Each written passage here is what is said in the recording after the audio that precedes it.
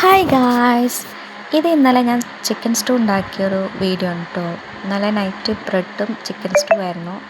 ലൈറ്റായിട്ടുള്ള food മതി എന്ന് വിചാരിച്ചുണ്ടാക്കിയതാണ്. സ്വല്പം ലൈറ്റാണ്.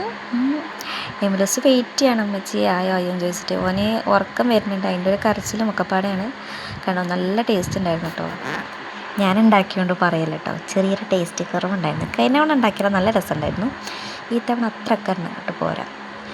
അങ്ങനെ രാവിലെയായി. നല്ല തണുപ്പാണ് കേട്ടോ പുറത്ത്. ഇത് കണ്ടാൽ അറിയില്ല ഗൈസ്, ഫിൽറ്റർ ഇട്ടെടുത്ത വീഡിയോ ആണ്. എങ്ങനെയുണ്ട്.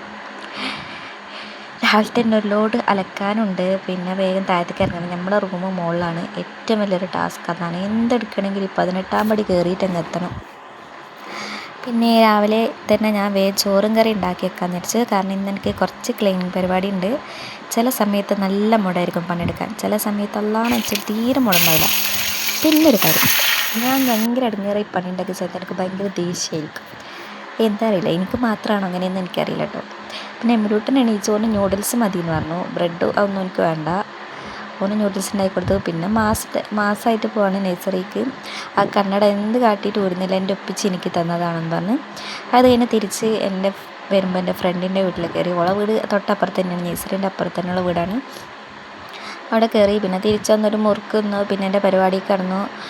ഫ്രിഡ്ജ് വൃത്തിയാക്കലും അങ്ങനെ കുറേ പരിപാടിയായിരുന്നു. പിന്നെ അത് എല്ലാം കഴിഞ്ഞു.